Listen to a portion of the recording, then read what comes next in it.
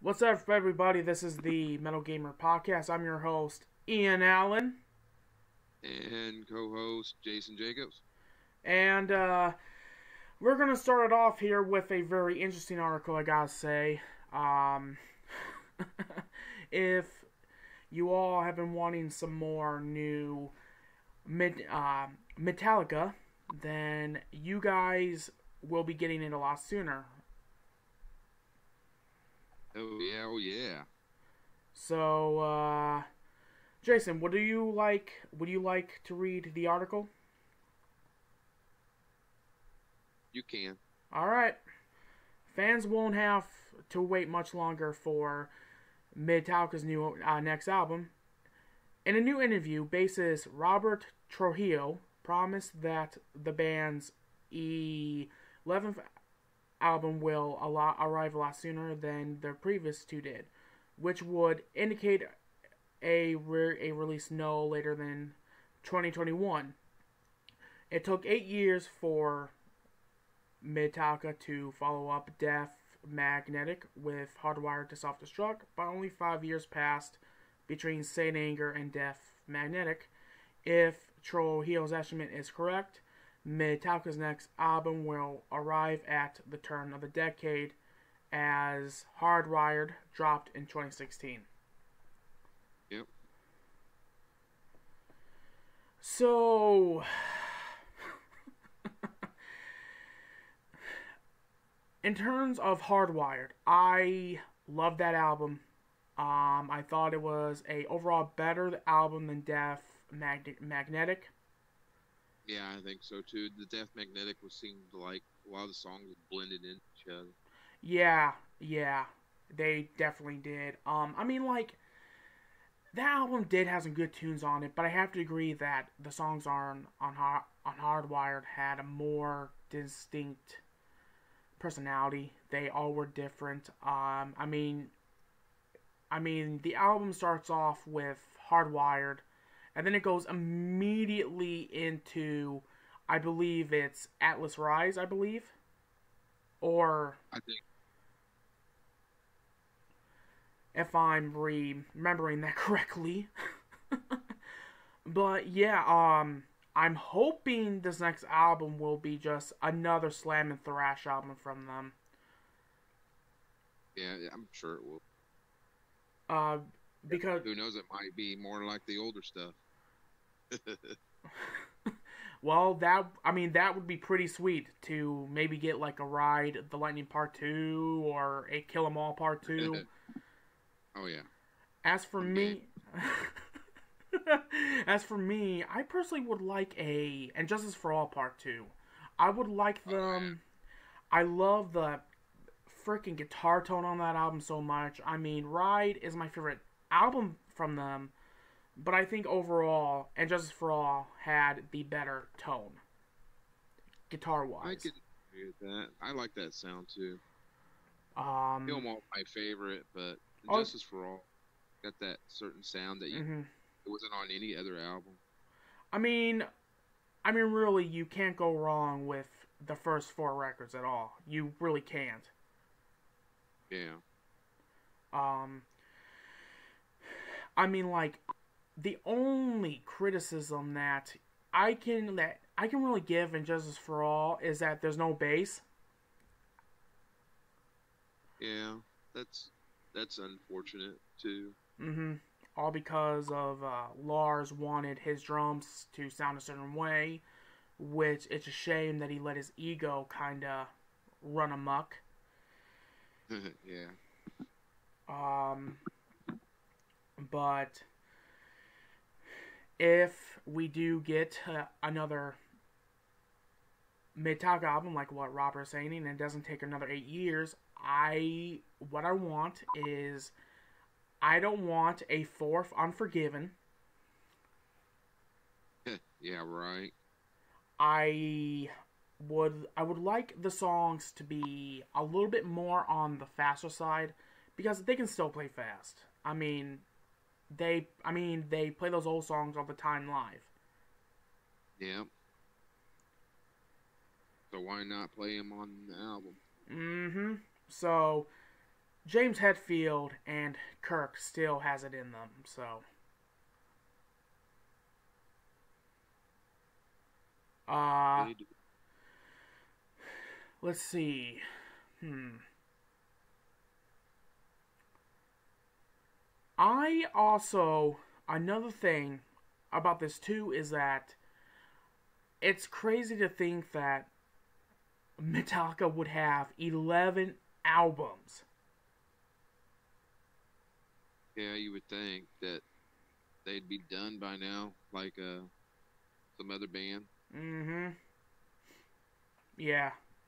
Another thrash metal band that, unfortunately, I think it's too early for them to put things up. But oh well, it's really their choice, and You're talking about Slayer. yeah, Slayer. Which, if all things going according to plan, we'll be seeing them a second time live, so that would be kick ass. Yes, Anyway, go on. Were you gonna say something? go ahead. Anyways, I don't want to get too off track with this, because that's what happened in the first one. We kept kind of getting off track here, so. But Metallica has always been a very special band to me because they were technically the first real metal band I ever got into, and before then I was listening to bands like Motley Crue, Poison, Doc, and the quote unquote hair metal stuff. And then Yeah. and then when I got into Metallica, now obviously I knew who they were because I listened to Enter Sandman on the radio because they played that song to death. And I had Load on CD, which I still don't think, and and people, I don't care if you disagree with me. I still think Load is a good album. You guys just, if you guys don't like it, that's fine. I personally do. It's not my favorite album, but it has some cool songs on there. I don't mind it. I like Reload too. I don't. Yeah, Reload had Fuel on it, and that song kicks ass. Yeah. Um, but I remember getting Ride the Lightning for Christmas, of on yeah 2009, and I remember placing that CD in the CD player, hearing the freaking intro to Fight Fire with Fire, and then as soon as that song starts, I look at my CD player and I was like, "This is Metallica? What the heck? What? What is this? My brain can't take it! It's too heavy, too fast!" And ever since, Metallica became my third favorite band. I yeah. I got into Kill 'Em All first, probably because it was first, but it was. I'm probably they were probably introduced to me that kind of first. I was always into all the hair metal. mm-hmm, Stuck up all the hair metal, but mm-hmm. Pretty because much. that was the popular thing in the '80s. Mm-hmm. That was definitely. I mean, like, even though that during the '80s there were other metal genres around, like there was the early black metal stuff, death metal was starting this thing, thrash metal was definitely going strong, but all you heard back during the '80s, I'm sure, was like Bon Jovi, Dokken, Motley, Poison, White Lion, Yeah, bands like them, and Warrant. and as soon as you heard Metallica, and once you became a fan, now you know what real metal was.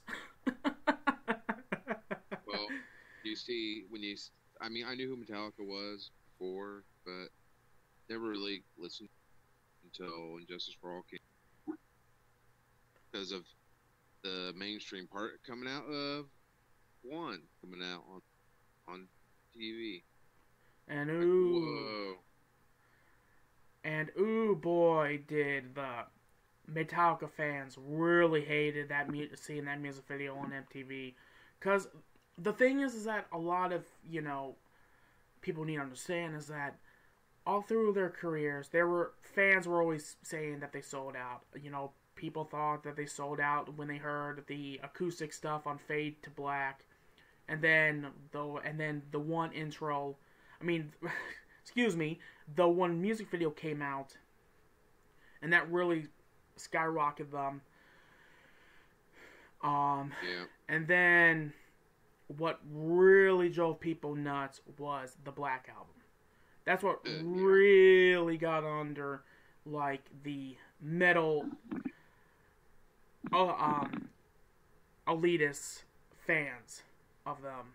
That really got under the skin because they were, even though that album was heavy and it had some, thrash moments, it was mostly just a mainstream metal album. That's pretty much what it was. It was mainly pushed into like more the hard rock album. Mm-hmm. Not as much metal to it. And then when Load and Reload came out, people freaked out because they cut their hair. Yeah. Like their hair makes that much of a difference. Yeah, exactly. Oh, they play different because their hair's short. No. But that was actually the first albums, I believe. I could be mistaken. I gotta do my research on this. I believe, if I remember, that was the first album to actually have both James and Kirk playing the rhythm stuff. Because on the previous 5 albums, it was always James just doing the rhythm guitar stuff. Yeah. Which probably explains why people say that's better to play those songs with down picking. Yeah. James is a monster. A lot of down picking. Mm-hmm. James is a monster when it comes to down picking. Like, I have to say, like, in terms of rhythm players, I think he's definitely possibly the third most important riff master, following Tony Iommi and Malcolm Young. Which, I gotta say, rest in peace, Malcolm. Thanks for contributing to AC/DC through all these years.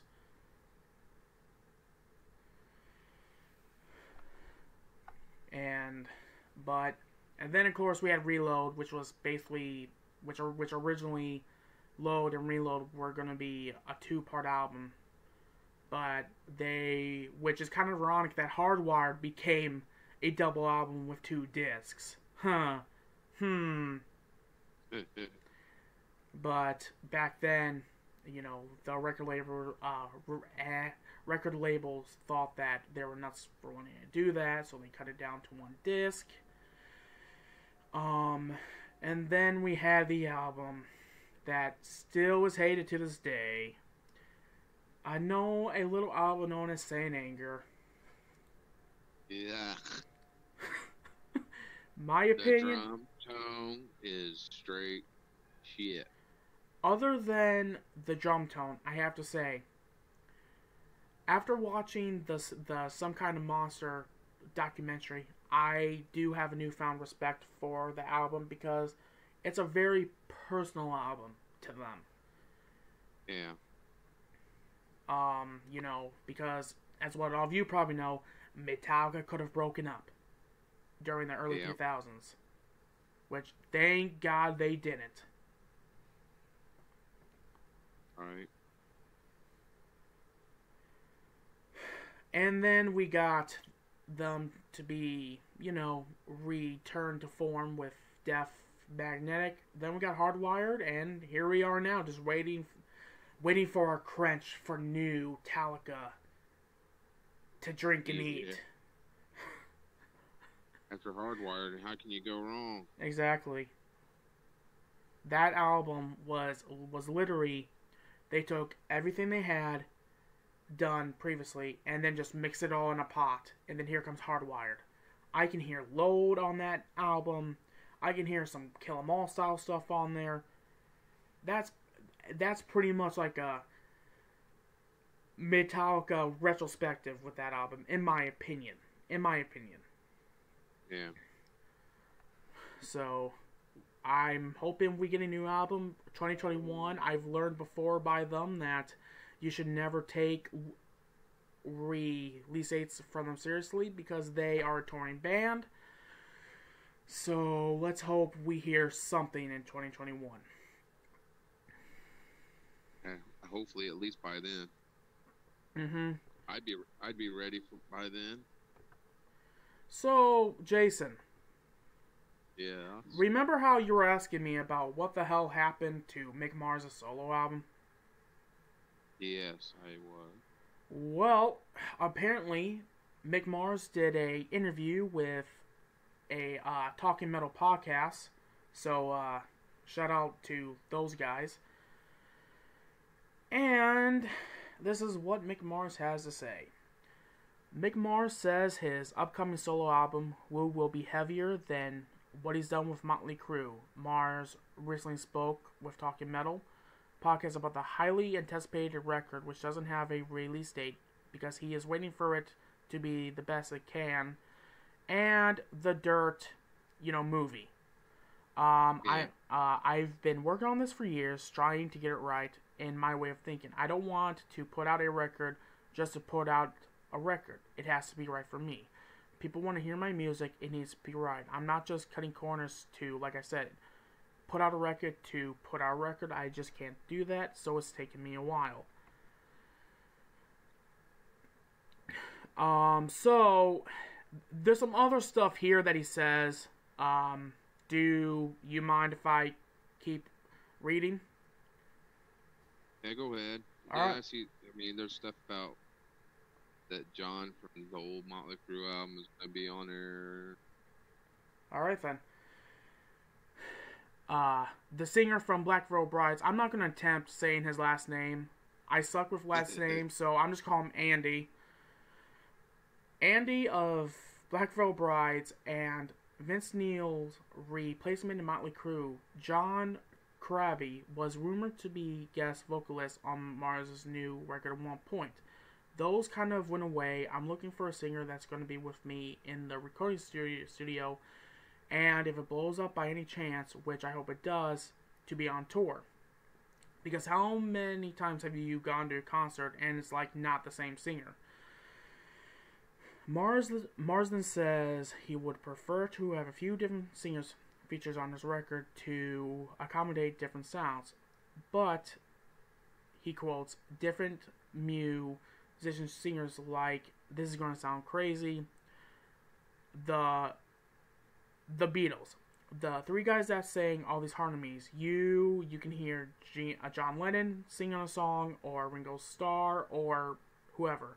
That kind of a thing is kind of what I'm going for. I like to do it, but if it happens, cool. And if it doesn't, that's cool too. Because no matter what, this record ain't going out until I'm literally satisfied with it. As for Progress, he has drums and bass tracks laid down, guitar scratch tracks, and no singers. I'm searching, he says, laughing. Not invalidating any really great singers that are out there. It's got to be this certain element that he has, or she, that I'm leaving in my head. It has to be that, because I don't want to put out this mediocre thing, even though people think it might be. Mars explains that the musical style of the record is his own.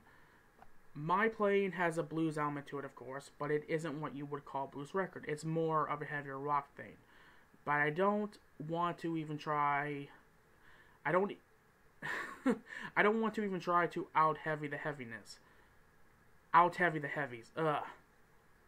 It's just something that's hopefully just a little different than what's going on now. You're not going to hear a Motley song or a Motley flavored song except for the guitar. They're going to be a bit harder than that, but not as hard as the heavies like Ministry and some of those guys. So, So what is it really gonna be? I'm, It's I'm, not gonna be Motley Crue heavy. no, no, no, no, no, no, no. He's saying that it's going to be heavier than Motley Crue, but it's not going to be as heavy as Ministry, and I'm gonna assume Metallica. Yeah. So I'm guessing it's gonna be a little chunky, Yeah, which, but on the blues end chunky. yeah, which, that isn't a bad thing because like when you listen to Motley Crue albums, you can definitely hear blues in there, especially on Yeah. Girls, Girls, Girls and Dr. Feelgood. You can really hear uh, the blues coming out of his playing, Yeah. which it makes sense because he is the oldest out of all four members of Motley Crue, so he probably has listened to like B.B. King, Eric Clapton, those type of guys. But you know, and I think even I told you the same thing the other day when we talked that I think that he doesn't want to put out something just to put out something, and he pretty much says that here.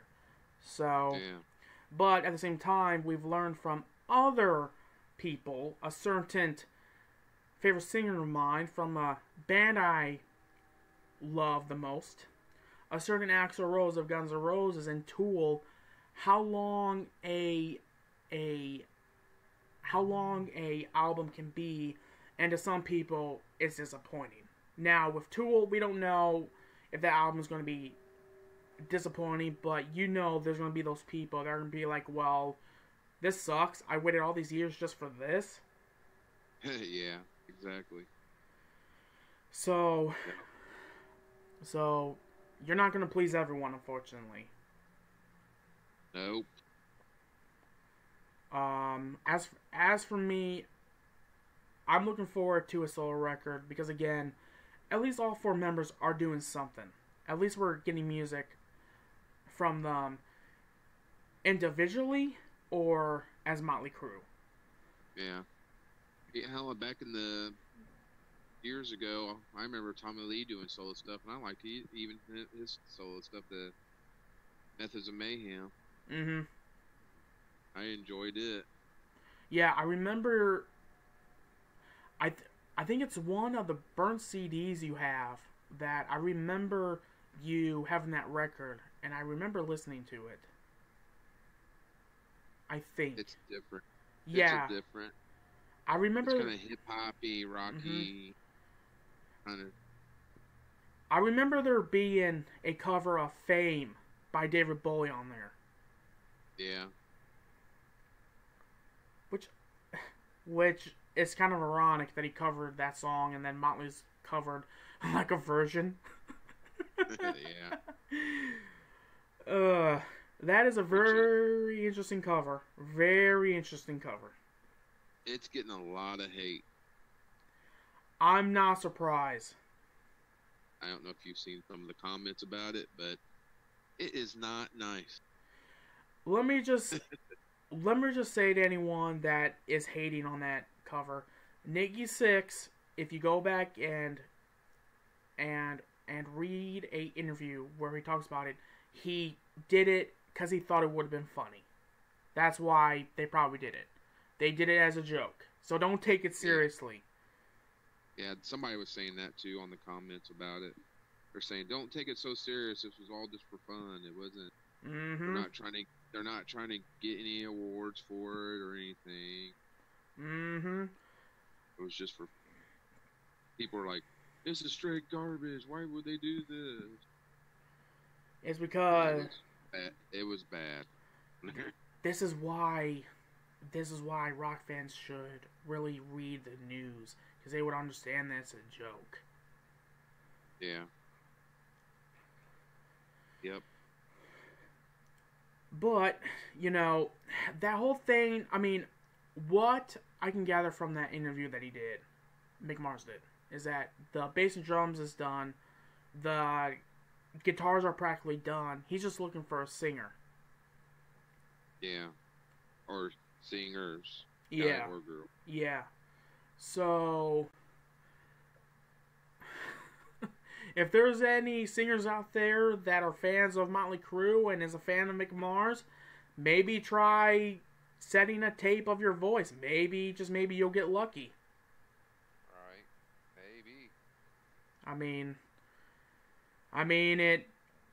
I'm not endorsing that. I'm not saying that Mick Mars is wanting people to audition, but who knows? Crazier stuff has happened. Yeah, that's true. Like Adam Lambert was on American Idol, and I know that this dude is pop, but it's leading to something rock, and now he is singing for Queen. He is again. Yeah, he is.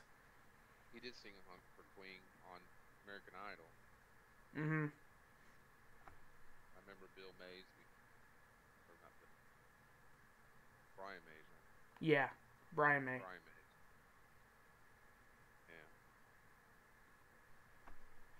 But I'm kind of shocked he went with them. Well, I mean, at least he's actually doing something rock now. Yeah. He has a nice voice for that. Mhm. Should be using it for it instead of the other stuff that just selling them short. Mhm. Just not. I don't feel like it was his style. That yeah, it must have been, but no, who knows? Maybe American Idol was making him do all those rock songs again. Yeah, but like, look at James Durbin. He freaking loved the '80s rock and metal stuff, and he ended up doing like alternative rock. Yeah. And then Yeah. now he's actually doing something that I wanted him to do, that I'm sure that we all wanted him to do, was to sing for a metal band, and now he's the current new singer of Quiet Riot. Really? Mm-hmm. Yeah, he needed one. The original one was pretty shot.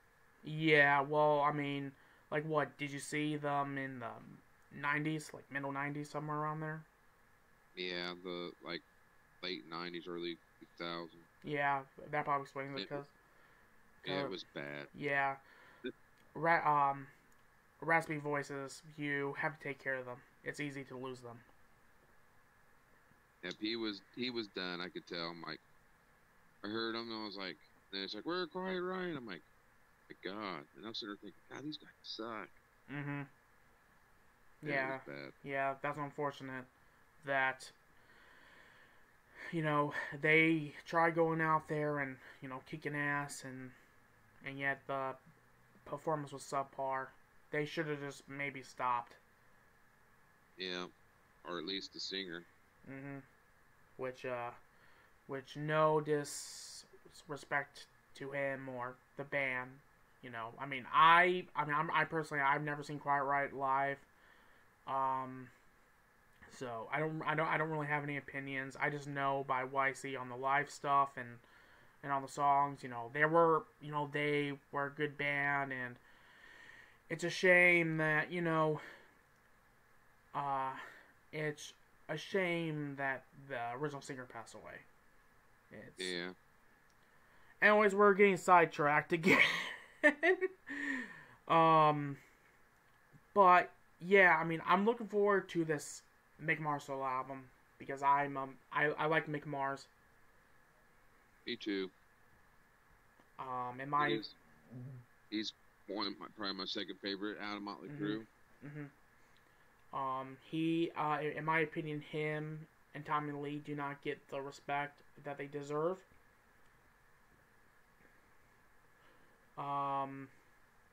Mick Mars has made all these great riffs that we all know and love. Live Wired, Looks That Kill, the list goes on. Yeah. So, if there's any more news...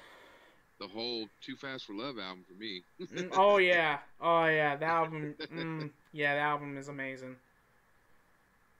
But, if there's any more news about that, I will definitely be covering it Anyways, let's go change the gears to something else that we're passionate about. Good old video games. Alright. Alright, we're gonna talk about something that is kind of tragic, and it was something I was looking forward to because I am nostalgia for this system. The infamous PlayStation Classic. Yes. The disappointment that could have been something awesome. Yeah. It has been dropped. The price has been dropped at Walmart for $39.99. $40.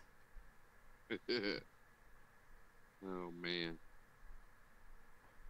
Now, how did it get there? Well, let's see. A subpar list of games.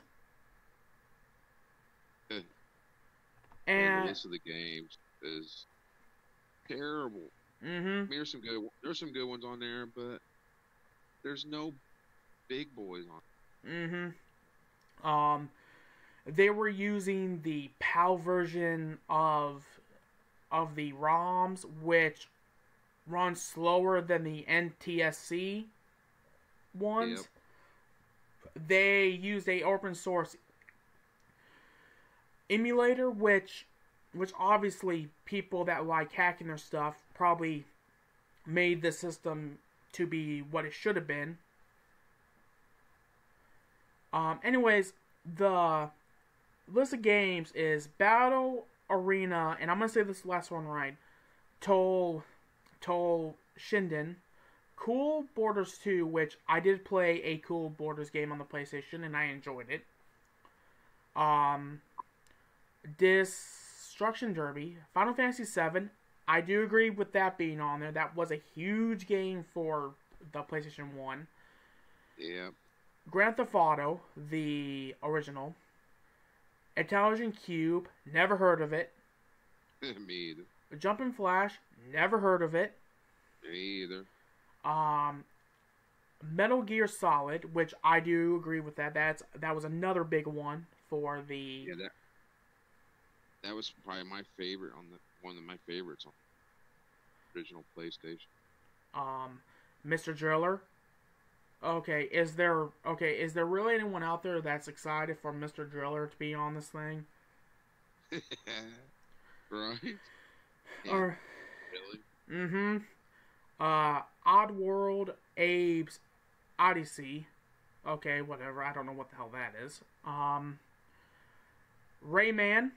Okay, I like Rayman, but I have to agree that they probably should have put on maybe like Rayman 2 or Rayman 3. Something that people talk about still. I believe that Rayman is actually side-scrolling. It's not the 3D platforming one. Yeah, it is. I'm pretty sure it is. Resident Evil Director's Cut. I agree with that. The first Resident Evil and Resident Evil 2 was big. Revelations Persona. R4 Ridge Racer Type 4. Super Puzzle Fighter 2 Turbo. Siphon Filter. Tekken 3. Tom Clancy's Rainbow Six. Triss's Metal. And Wild Arms.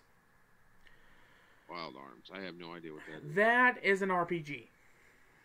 Okay. That's the only thing I know about it. I know that people love it. That's the only thing I know. But as what you guys can hear, there's no Spyro, there's no Crash, there's no any other games that people still talk about with the PlayStation 1. There's no original Tomb Raider. Yeah, that's another thing. Forgot about Tomb Raider. Why isn't there a Tomb Raider? So that was like their mascot as well. Mm-hmm. So pretty much this whole thing was doomed to fail before it even started. And it is unfortunate because the PlayStation 1 was the first system I remember going to buy, and I got the first Crash Bandicoot with it. And another thing that people hated, they didn't even add the actual DualShock controller, they had the original controller that came with a PS1, where it was just the D-pad, the triangle, circle, X, and square buttons, and then the two bumper buttons on the back. So this thing was doomed to fail. There's no way. Once again, this is Sony trying to cut a piece of Nintendo's pie, which it ain't gonna happen. Right. And I've seen footage of this thing. The freaking interface is ugly. There isn't one. Exactly. There's nothing there. Yeah, there's no, there's no music playing on the actual user interface, unlike the SNES Classic, which we both have, which is worth the money if...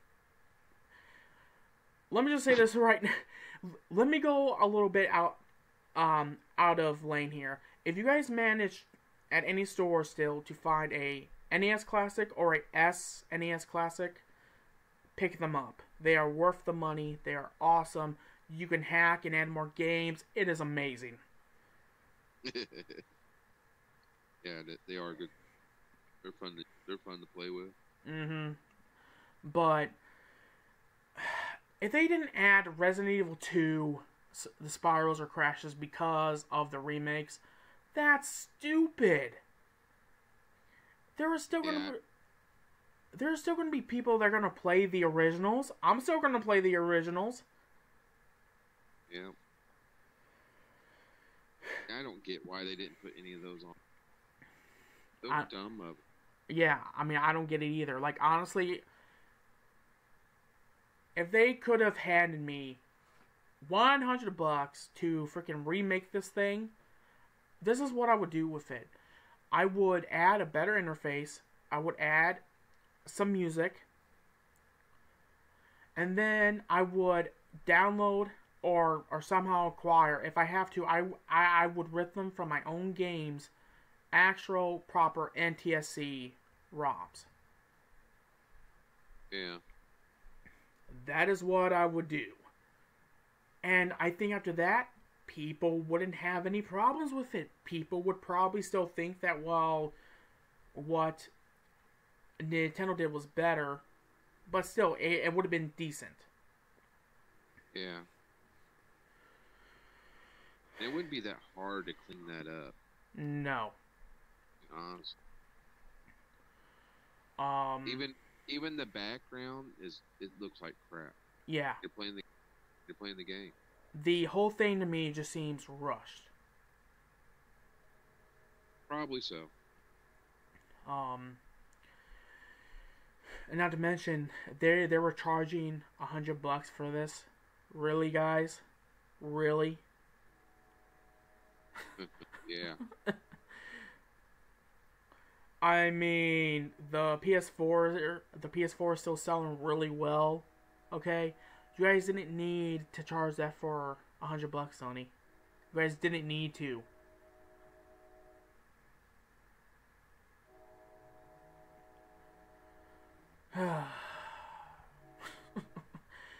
Now, it's going to be interesting if they remake this thing again, if they put out a version 2.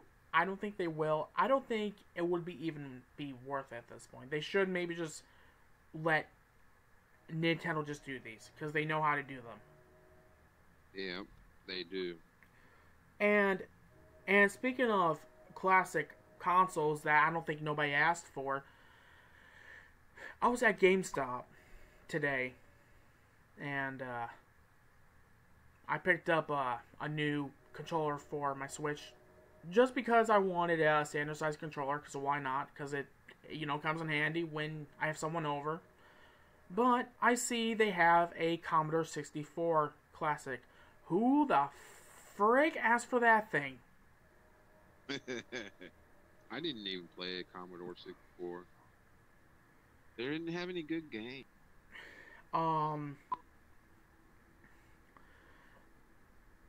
Well, I mean, I'm sure that there are people out there that are nostalgia, but you can easily find those games online nowadays. You don't need to pay that much for a nostalgia keyboard. Yeah. If this is what they want to do with nostalgia type products, they can do better than the Commodore 64. Why not? Let's see here. Oh, I don't know. A Sega Dreamcast one? That'd be cool. A Sega Saturn Mini. Can't go wrong with Sega stuff. Nintendo 64, which is being rumored right now that there will be one, hopefully. But when the PlayStation Classic was announced, I was excited for it. I was like, okay, well, cool. This is the second console I owned, because the Super Nintendo was a kind of a hand-me-down, but I loved the Super Nintendo. But with the PlayStation 1, I remember going to buy games for that thing. I remember going to pick up Spyro or Crash. I remember, oh gosh, me and my sister used to have our birthday parties on Thanksgiving. They were combined, and I remember getting enough money to go to, it was either Thanksgiving or like the day after Christmas. I can't remember. But I went to Walmart and I picked up Crash Bandicoot 3 Warped. I still remember that. We went to Walmart and I have so many fond memories of the system that it pains me to see this thing that could have been awesome turns out to be a rush money grab. Yep. What it turned out to be. Mm-hmm. I see the Commodore 64, and it's even got the keyboard and everything. Mm-hmm. Why? I'm not sure why you would want this, but I don't even see the game. There aren't really any of the big games that are on there that people probably played, unfortunately. There's a video, and I can send it to you later on if you want, but somebody did do a review of it. Yeah. But I wouldn't buy it unless you're really passionate about the Commodore 64. I was reading comments on it before about the joysticks. The joystick's bad? Oh wow. Yeah, they didn't like the joysticks. Well guys, that is where you plug in a controller. If it works. Right, not on that, it won't. Because yeah, system makers are weird about you being able to use another console's controller on another console. They're weird about it. So, yeah, I mean, the only way I would pick one up is if it went down to $5, and then I would probably hack it. Even to me, for like $36 is still a little too steep for that piece of junk. Yeah, I think so too. Alright, I'm sorry, $40. Okay, even still. Yeah, Walmart has it for $39.99. The funny thing is, I saw them there at Walmart, and when I was there, it looked like to me that they did not put the price down. The $9.99, the $99.99. I'm trying to remember because I couldn't see it real well. I think it said $59.99. Yeah, they were down a little lower than that for a while. They probably were $59. So Sony, I hate to say this, but you guys failed this. So, anyways, you know, remember last time when I ranted at Konami about not doing anything with Castlevania? Yeah, I do. You were like really, really ranting. Yes, I was. Well, supposedly at the video game rating boards in Australia, there was a Castlevania Anniversary Collection is soon to be released as a multi-platform game. Right. So, so Konami, are you guys finally listening to us fans now? What we want? I mean, are you guys finally listening? But here's the thing. Okay, if it just has the first 3 games and maybe 4 and maybe Rondo of Blood, that's still not good enough, guys. That's not gonna make people satisfied. If I were you with this thing, put you know what? Maybe take a page out of Mega Man's book. Have 2 separate collections. Have one of them be all the more side-scrollery Castlevania games. Castlevania 1, Castlevania 2's Simon's Crest, Castlevania 3's Dracula Curse, Rondo of Blood, Super Castlevania 4. You know, have those type of Castlevania games on one collection, and then have another collection for like the games that are more like Symphony of the Night.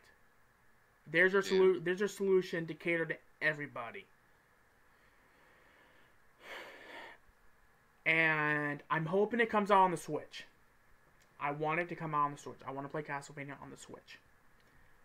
Yeah, I'm sure they would. But this is also because the reason why I think this is legit is because last year, before Dragon Ball Heroes was announced in January, Super Dragon Ball Heroes Victory Mission, I believe that's the name of the Dragon Ball Heroes game, which I'm super excited because I'm a big Dragon Ball fan. But it was rated in Australia. So I think this thing is legit. I think this thing is honestly legit. Yeah, it's not an official announcement, though, right? Yeah, no. So, pretty much just take this whole thing with a grain of salt. I think it could be real. If I'm wrong, then I'm wrong. But,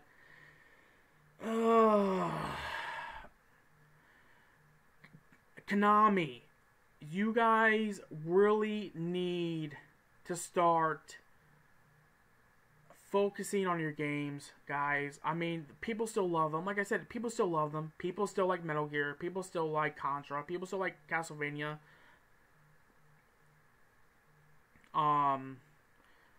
Even though that you guys have gave it, the Castlevania series some love with the anime and the PS4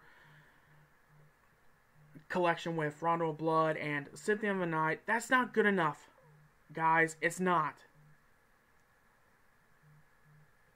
I don't want to sound like a entitled fan, but give us something that we know what we want, which is every Castlevania game on a collection.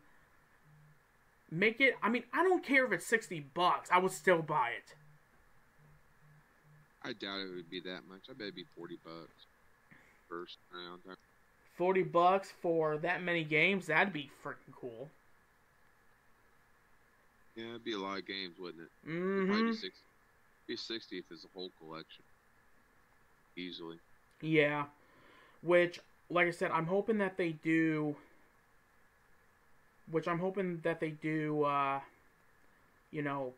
Kind of like what Capcom did with Mega Man.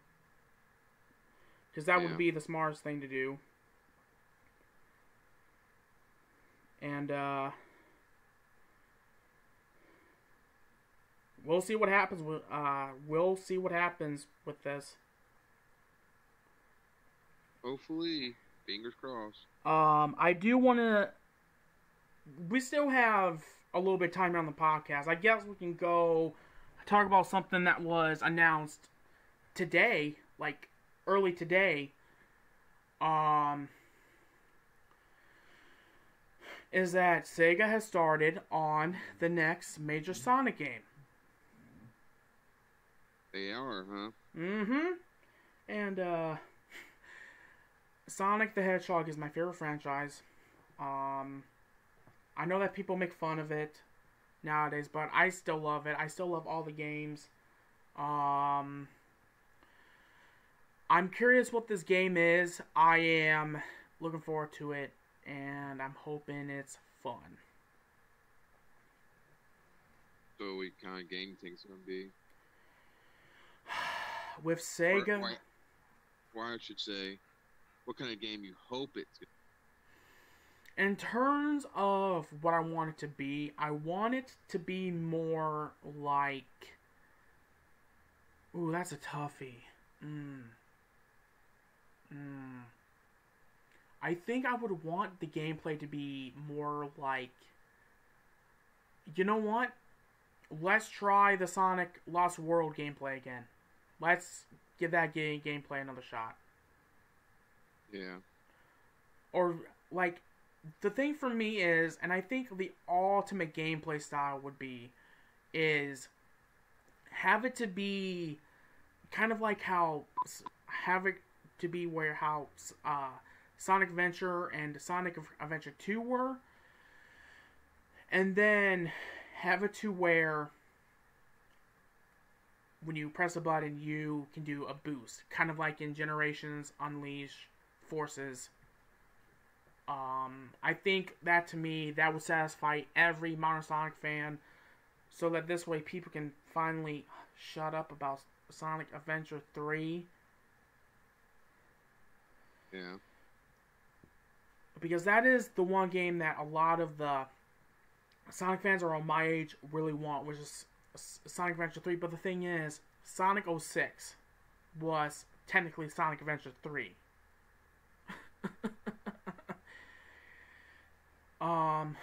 But it's interesting to me, like, every modern Sonic game has been totally different. And I think that's a good thing, because it keeps things fresh, but I think they need to focus on one gameplay style for now on. Yeah. So I'm looking forward to it. Let's be honest, I'm even looking forward to Team Sonic Racing, which is a racing game. I'm just a Sonic fanboy. That's what I am.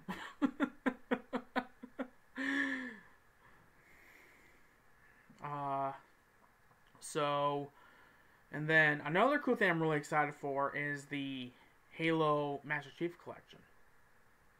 Yeah. That's going to be coming out on PC. When's that coming?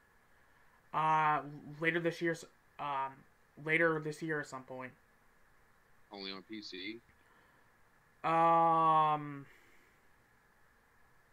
The Master Chief Collection already came out on the Xbox One. That's what they're bringing to PC and Steam. Okay. So, like, PC players are going to be able to play Halo 1, Halo 2, Halo 3, Halo 4, Halo 3 ODST, Halo 4, and they announced they are adding Halo Reach to it. Yeah. So, I think it's awesome that they're doing this for PC players. And it's, I stream games and I also let's play games off my computers sometimes. Call this my shameless plug moment, but I have my own YouTube channel, where I do that, but I voice characters. So, like, this is going to be an easy way for me to let's play my favorite Halo game, which is Halo 2. That game is awesome. Never played a Halo game, so I can't have no opinion. Let me tell you something, Jason. Once you play... Okay, you like Destiny, right?